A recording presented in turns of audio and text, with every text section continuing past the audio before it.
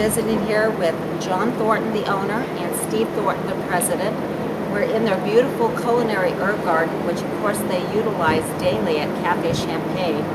Steve, I understand that you're celebrating your 21st anniversary this year. Tell me what's happening for 2009. That'd be great, Ginger. Here at Thornton, we have our smooth jazz concerts, and they go from the end of April through October. We're looking forward to it. We have a very nice lineup with some nationally known artists, and you can check our website on that, and it'll be on yours probably also. Yeah, that's thorntonwine.com for everybody to know that. Check out that jazz series for 2009. We have some special events coming too, whether it's a cooking class or we have bottling coming up and then crush through September. My dad's going to talk about the menu in the restaurant and gift shop things. It's going to be a great 2009. Thanks a lot, Steve. John, so nice for you to spend some time with us and our viewers.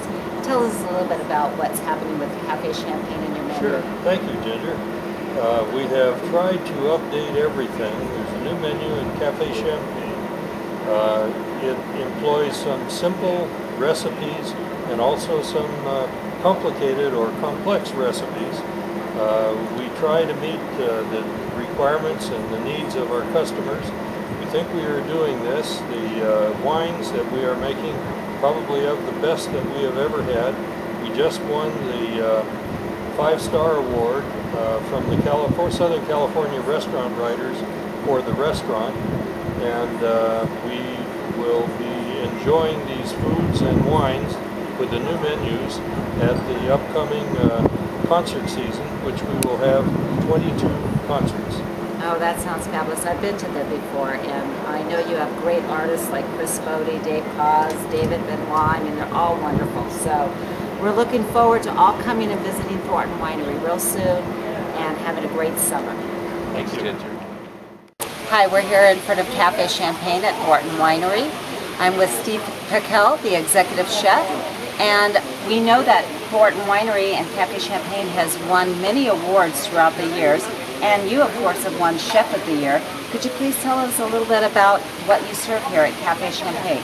Well, the philosophy here is to make the food pair up with the wines that we produce here at the winery, where a big emphasis is changing the menu seasonally and using locally grown and produced ingredients.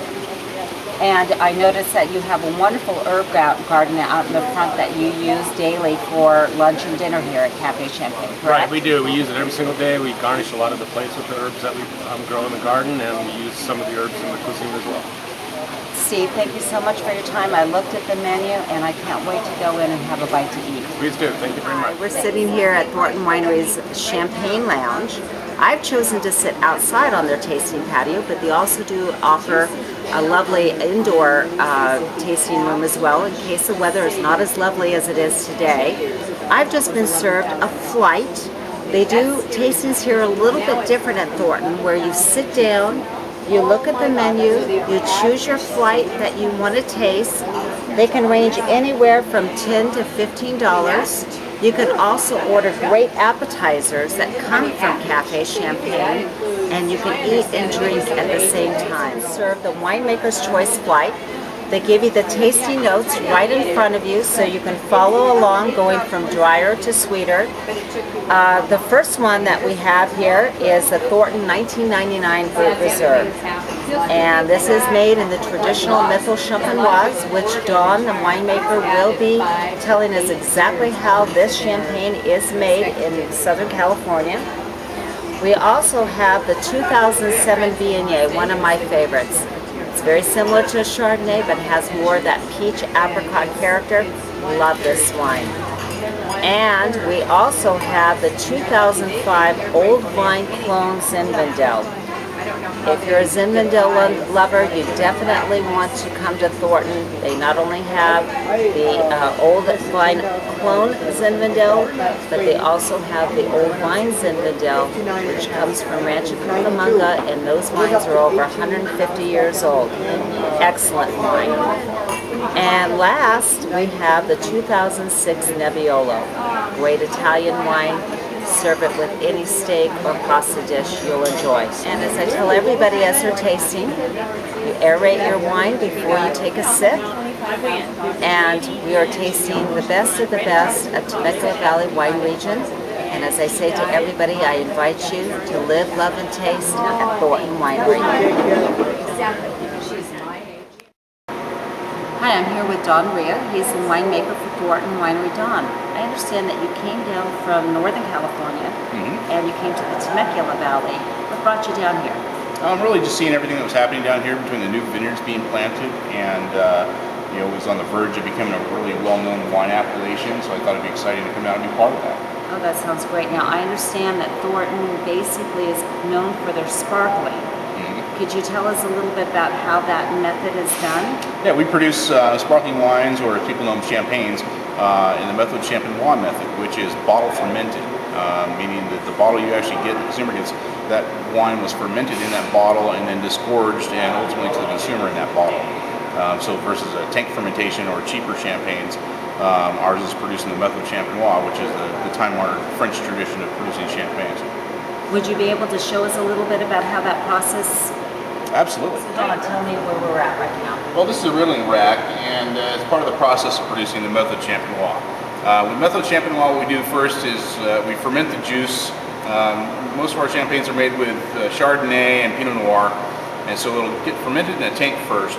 Then once it's gone through that primary fermentation, what we'll do is we'll actually put it in another tank, add some sugar, and then immediately bottle it with a yeast culture, and it'll get bottled with this little plastic bedule and a crown cap, kind of like a beer bottle as you see here.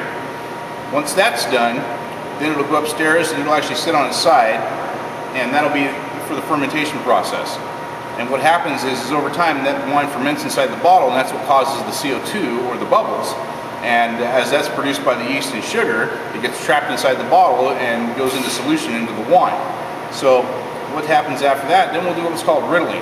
And that's taking all these bottles at a 45-degree angle and every day going through and turning it a quarter turn so that all the solids and that yeast collects on the bottom on this little plastic cap.